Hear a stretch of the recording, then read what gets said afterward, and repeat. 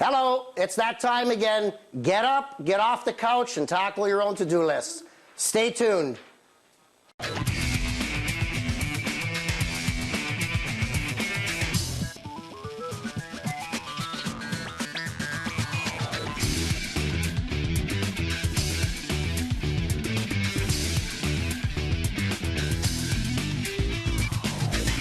Hello, welcome to the Just Ask Bob show. I am your host, Bob Assadourian. Wow, please do not ever do that at home. What we enacted here was I was just cutting the power feed to these pot lights, aware that it was live. We did this for a very special reason. Today's show, I'll read the email in a moment, it focuses on wiring, specifically on a basement rental suite, an income suite. Now, over the years, I get an awful lot of emails from homeowners that want to learn how to rewire their own basements or perform any wiring tasks in the home. Now, technically, it is legal. As a homeowner, you can do the wiring yourself. However, you must apply to the ESA, Electrical Safety Authority of Ontario, provincial governing body, for a permit. So you're going to have your permit. Most homeowners, unless you are experienced, you're probably going to buy the guide to electrical. You're going to study it, memorize it, run the wiring. Then you have to call for inspection. If you pass, then it's done. It's as good as what the professionals would do. Now, on a serious note, myself, I do not recommend or endorse homeowners performing their own electrical work. Even as a licensed contractor that I am, I don't touch electrical for the simple reason that, think of it this way, if there's a task you have to pick as a must, stick to plumbing maybe. If it fails, if all goes wrong, you're going to get your socks wet. If wiring goes wrong, you see no sparks, potential electrocution and potential death. So please, always be safe and do not try what you just seen at home. Now let's kick into the email. Hello, Bob. My husband Ted lost his job recently. We need extra income, so we both decided to convert our basement into an income basement rental suite for some extra cash. My husband is very handy, especially at electrical, and he wants to do the work himself. Bob, I do not want him touching the basement's wiring or any wiring in the home. Can you please do a show on basement electrical so at least we can get an idea of what's needed, what the rules and regulations are before we hire a licensed electrical contractor? Stacy, Hamilton, Ontario. Thank you, Stacy. And again, the most important thing, we do have it on the show today. We have our master licensed electrical contractor. He'll be coming up after the break. We have, thanks to R, one of our job sites, basement rental income suite. So we're going to give you a tour. We're going to show you around the basement. And we're going to show you how to properly run the outlets, properly run the wiring. And at the end of the show, we've got some extra special Bob's Bewares and top picks. Because on today's show, they're going to be John's top picks and bewares. That's very important.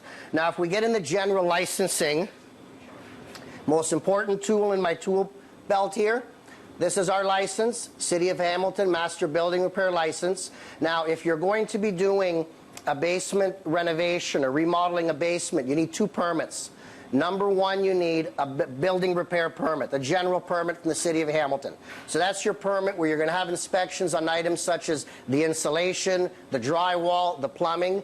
Secondly, you need an ESA permit, Electrical Safety Authority of Ontario. That permit will be specifically for the wiring. Now, John's going to be up next, and we always do joke about our licensing. John's been on the show many times before.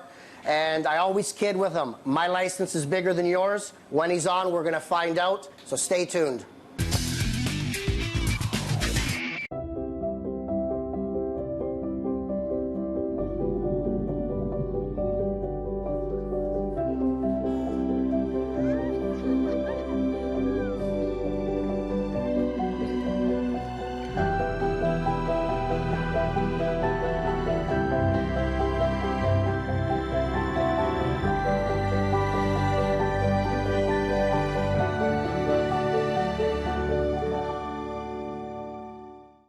Welcome, John. Thanks for having me. It's a pleasure to have you here.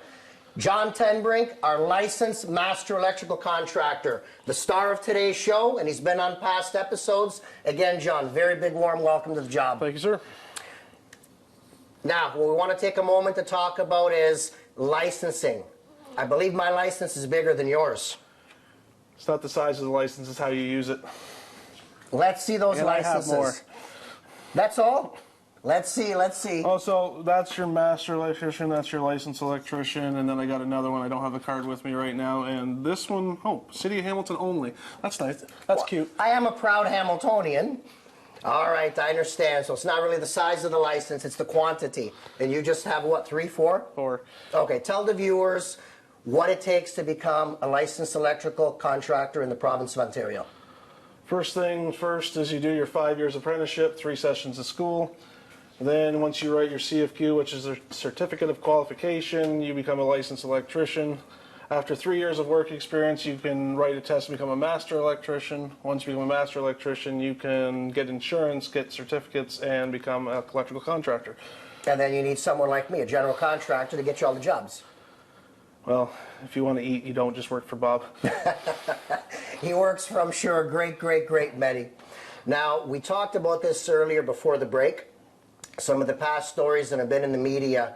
One that really stands out in my mind because this fellow was clever. He literally copied or produced fake identification to use to dupe homeowners to pretend he was a licensed electrician. Yeah, it happens quite commonly, but it's an extreme fine. There's a thing in Ontario called the Electricity Act, and it's the governing act of obviously all electricity in this province.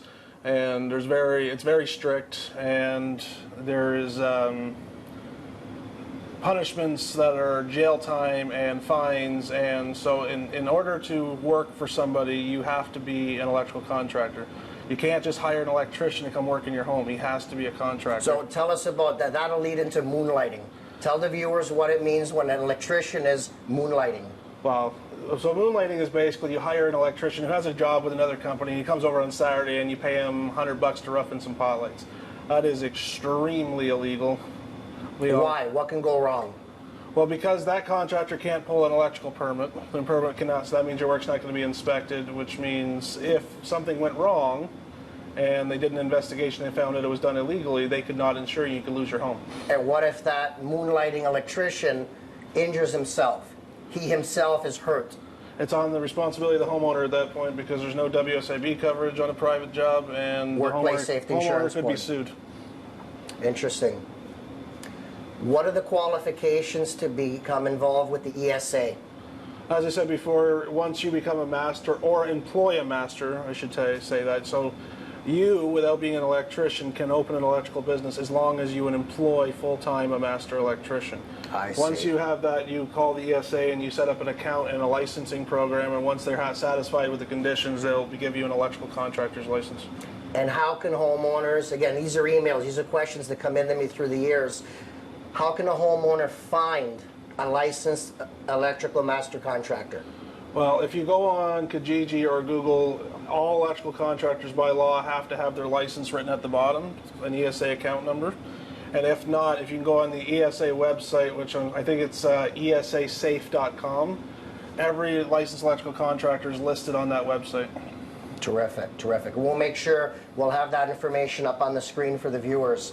Give us a tour now. Give us an idea of what we're going to be showing the viewers today. So this house was a single-family home, and it's being converted into a legal basement suite. So all the city permits have been pulled.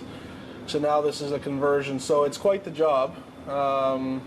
There's a lot of fireproofing, a lot of safety mechanisms because you're going to have tenants living upstairs. They don't want, if a fire started down here, they don't want it to travel up and separation to people up here. So on this job, we're the electrical contractors, and there's basically got to rewire the basement completely.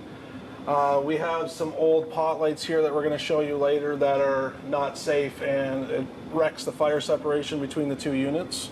So generally in a basement suite, we don't put pot lights, we put regular light fixtures unless people really want them and there's special requirements to do so. Okay. And on this episode, we're going to show you how to rough in some plugs.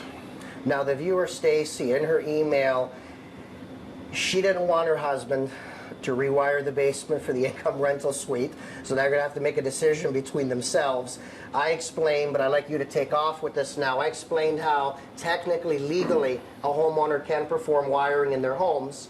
However, at least my personal opinion is I don't endorse that or recommend it, and I always refer it back to plumbing. If there's something you have to tackle with, plumbing goes wrong, you'll wet your socks. wiring goes wrong, you can cause a lot of problems, potential death, potential electrocution. So although this is a DIY show, you know, we're getting into the behind the scenes information about licensing, all the great information and tips John gave. We're also going to obviously do some of the work on the show today. So although this is a DIY show, I mean, with a pause or some hesitation, I don't want the viewers necessarily trying this at home. It is legal, but only with a permit. So John, if you can elaborate or take off with that. So this job right here is relatively complicated when it comes to residential wiring. There is a lot of requirements because it's a duplex. As a homeowner, you're legally allowed to work in your own home. You still have to pull an electrical permits, just like me. If you get caught doing your wiring without a basement, they could fine you. They can shut off your power if you don't comply. Wow. So in order to obtain a permit as a homeowner, all you have to do is call the ESA and you tell them what you're doing. And what they do is they give you a application, you pay the fee, and once you're done the wiring, the inspector will come out. I pretty much guarantee you're not going to pass the first time. And then the inspector will tell you what he wants, and usually he recommends hiring an electrical contractor. Like on a normal basis, you want to add a plug in your house, we're going to show you to do that. Just make sure you take out a permit, that way he knows it's done safe. Okay, terrific. Up next in a moment, we're going to have our tools gathered. We're going to start running wires, so stay tuned. Cancer affects us all, and together we can make a difference. My name is Dr. Juergens, and I'm inviting you to a new fundraising event in support of the cancer program at Juravinski Hospital and Cancer Center. Embracing the fall spirit of giving thanks. It's an evening walk called Illuminite, a walk to shine a light on cancer. Join us on October 26th at the Earth to Table Farm in Flamborough. Register and start fundraising today.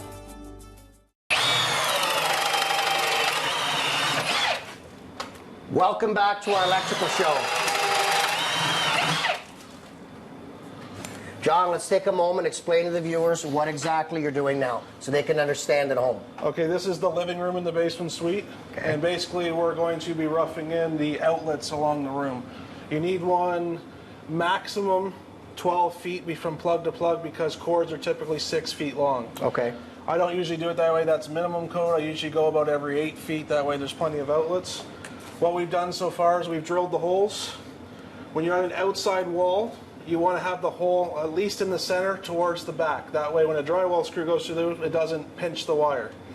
If you're on an inside wall, you have to make sure you're dead center because you're going to have drywall going on both sides. Now what about steel protection plates? Steel protection plates are required anytime you can't get towards that center of the thing. If you're close towards the front, you'll put a protection plate on. Okay. So we drilled the holes. Now we're going to loop the wire through the wall. Okay. Do your work. My tool belt's pretty empty today. I'm just hosting.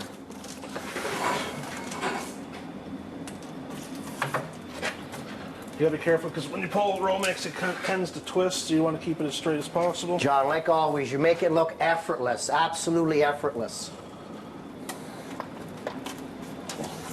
Okay. How long have you been doing this for? I'm in the 14th year now. That's why it looks effortless. Okay, so we're about to install an outlet in this corner. So just to keep the wires neat and safe during the construction period, we like to use the plastic staples. The older guys like to use the metal staples. It doesn't matter what you use. The metal staples, you just need to be a little bit careful because if you pinch them too hard, they'll cut the wire. Are you biased to older workers by any chance? Yes. Okay.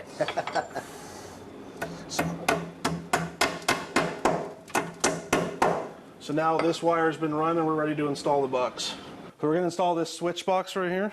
We've marked it out. Usually we go about 48 inches off the ground. This box right here has pre-made divots. This divot to the edge of the box gives you the 1/2 inch, which is the equivalent of the drywall going on the wall. So what we'll do, take these divots, we mark them up with the line. We'll hit it in place. 2 screws, top and bottom.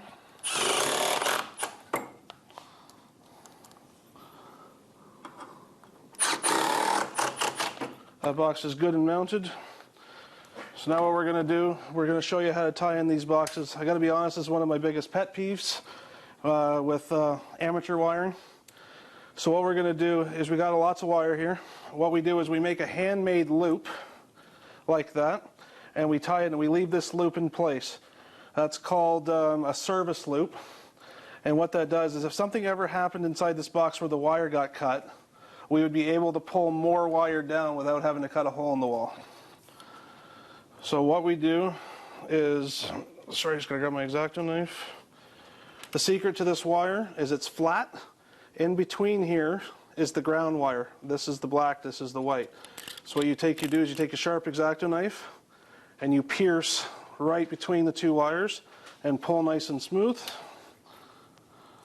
We'll pull the insulation back.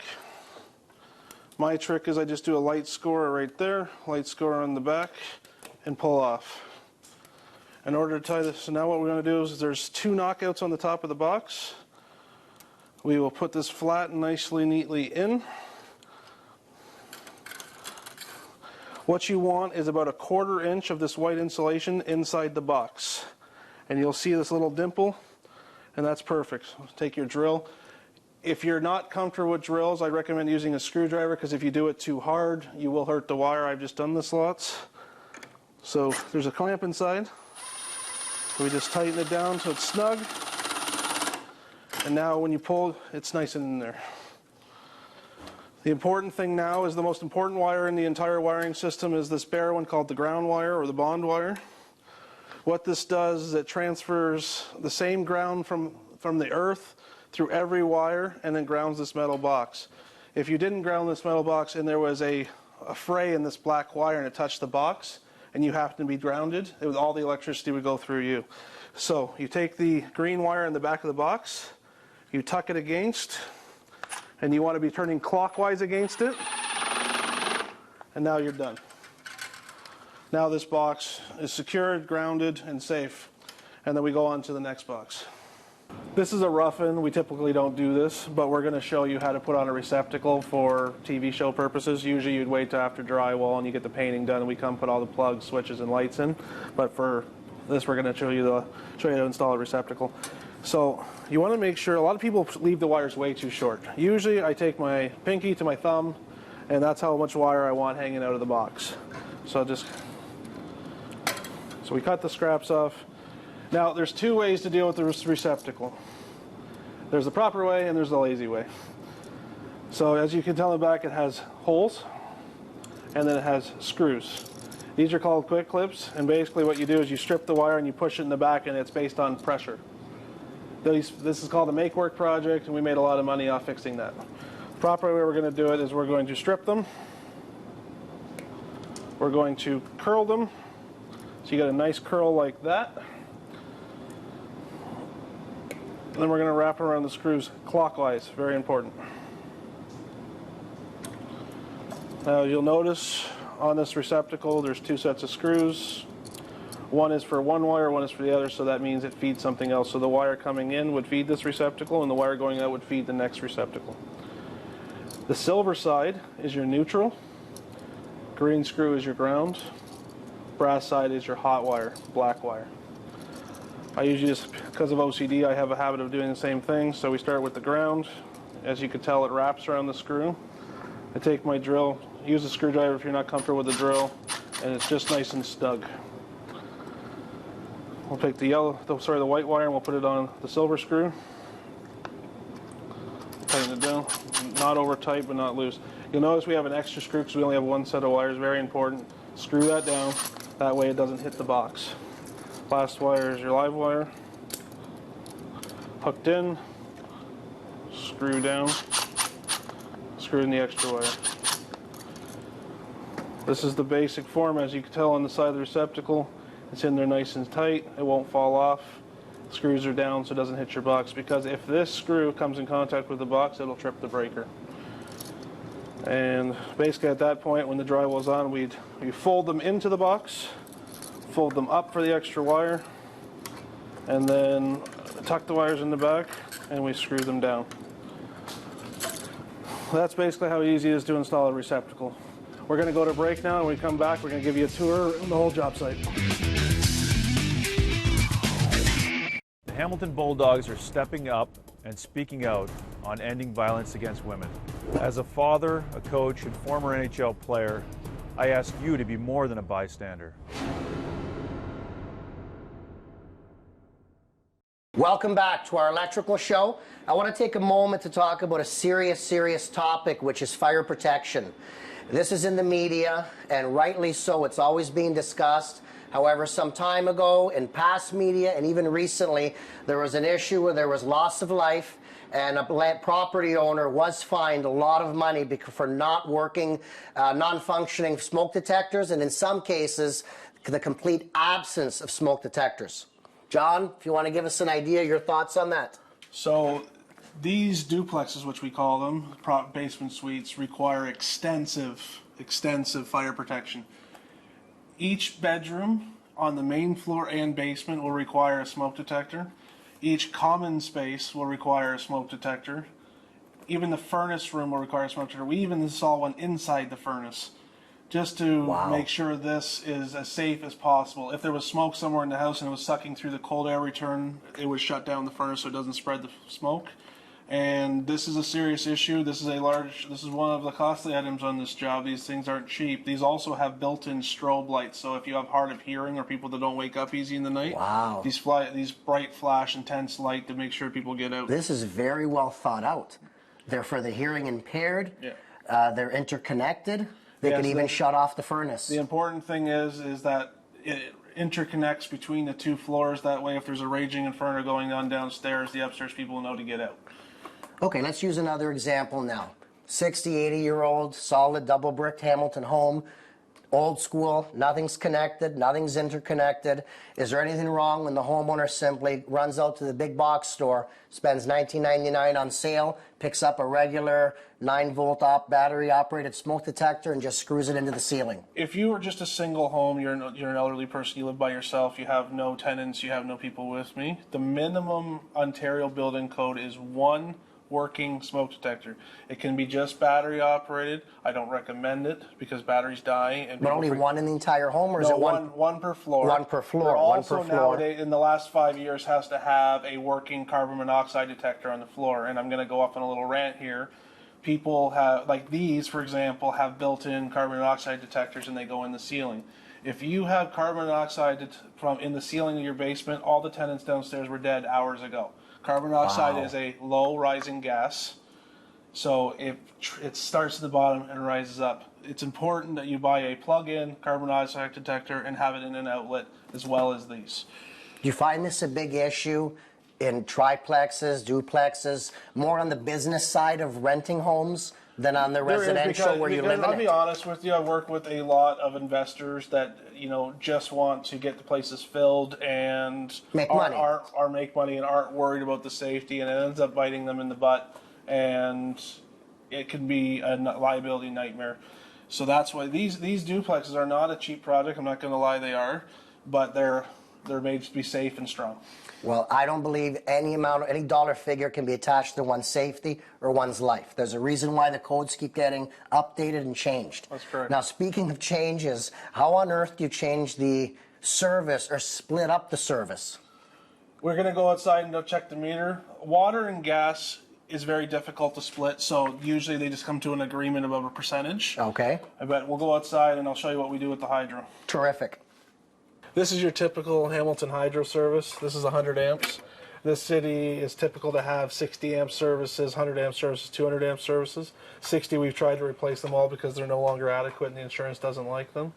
This is more than adequate for a single family home, but because this is becoming a two-family home, this is no longer adequate. The minimum the ESA will accept is 125. Most homeowners are opting to install a second meter so that tenants in the basement pay their own hydro. So what we'll do here is we'll replace the entire stack. We'll add in a second meter right here with a new box with hydro's permission, and the basement tenants will be paying their own hydro. Now, John, obviously you're doing this legally. This is going to be legal and proper. What about, explain to our viewers when people are stealing hydro for these multiple residential rental suites? You have to have some pretty big bravery points on you to do this. I wouldn't, I've done this for 15 years almost, and I wouldn't touch this stuff. The only way to steal hydro is everything above the meter is not metered. It comes straight from the city. It's not fused. That's not being accounted for. It's not being accounted for. The only way this hydro knows how much power is being used is from the meter down. So people are going from the back of the house or going inside this meter without permission and changing it. so that they don't have to pay. How dangerous is that? Well, it's extremely dangerous, and not to mention I believe the first fine works out to be like $50,000 or something like that. Okay, so for the viewers at home, because I'm always trying to demystify this, one thing is your service. That goes into your panel. Yes, sir. Let's take a moment to talk about 60 amp service, whether it's legal or not, and then explain the various panels our viewers may have in their basements. 60 amp service is... It's a bit of a gray area. Is it legal or not? The ESA will not force you to change that unless you're doing work. Okay, that's but fair. The insurance has the right to say we're not insuring you if you have a 60 amp service. How can they do that if the ESA says it's legal? Because insurance makes half the rules anyways. Okay, okay. And then panels, quite honestly, there's in this city, there's probably 50 different types of panels. We use 3 or 4 commonly today. The problem is the breakers we need to use don't fit most of the old panels. That's why on most jobs you're going to see a new panel. This house is going to have 2 new panels. 2 new panels? Yes. Wow, wow. Fantastic. Now, our final segment of the show. Very pleased today to announce I'm in charge of Bob's Beware. Not anymore. I'm in charge. John's top pick. John's top pick. He gets the top pick, I get the Beware. And actually, well, I'll hold it up, but I'm no electrician. Talk through the Beware. All right, why is that a Bob's Beware? You can buy these from Canadian Tire. They were selling them for years for $60, and honestly, pot lights aren't cheap, like for good ones. But these are the biggest pieces of crap I've ever seen in my entire life. I refuse to install these. You can offer me all the money in the world. I will not install this. And what happens is this houses a 50-watt halogen bulb. If you run this for 2 minutes, put your hand in it, you'll get a second-degree burn.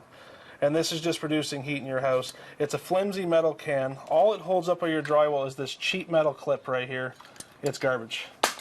Well, John, I like how you mentioned that because I want the viewers to finally hear it from you. I get tons and tons of emails through the course of the year from viewers or even existing homeowners, clients, customers. Whatever the store, doesn't matter the name, but they've gotten a deal. Everybody finds a deal. They go fill a buggy with LED pot lights, and they want us to install them. I tell everybody, certain things, a vanity, a mirror, a nice light fixture, will allow the homeowner to supply, and we'll install it as a contracting firm. However, I draw the line at pot lights because that's my electrician drawing the line. We will not install pot lights supplied by homeowners for safety reasons. And we can't warranty them. Well, obviously, we didn't purchase them, supply them. We're not going to warranty them. This is what we use nowadays. The top pick. This is the top pick. This is called a 4-inch LED slim pot. As you can tell, it's less than ½ an inch thick. These 2 spring clips right here are what they hold them up there. You can tell the quality and the strength behind them. So the nice thing was this right here is where the actual light comes from, and this is the trim. You do not change the bulbs on these. These are rated for about 35,000 hours of runtime. This light right here only uses 8 watts. That bulb right there used 50 watts. That means, like, doing the math correctly, we can use over 6 of these for the cost of 1 of those. Wow, very energy efficient. So the nice thing about this pot light is that if you were anywhere near a stud, it'll fit right underneath.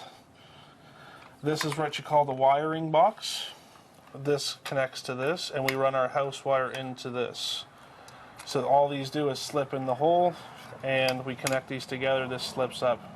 They're user-friendly. They're cost-effective. And believe it or not, this is not that much more expensive than that piece of crap you saw on the ground there. Wow. Well, John, once again, for a 3rd show, thanks for having me on. Thank you very much. Thank you to the viewers for enjoying the show. I really hope you took something from it and you learned. Follow us. Send us your questions. They're the basis for every show. Largest home improvement database on the net. www.justaskbob.com. Again, that's www.justaskbob.com. Or hey, I'm old school. Pick up the phone, give me a shout. And I'm sorry about the hair. 649-0196. Again, that's 289-649-0196. Thank you, Hamilton.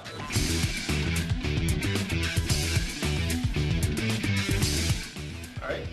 Good whenever you are. Hey, John. Welcome. Thank you, sir.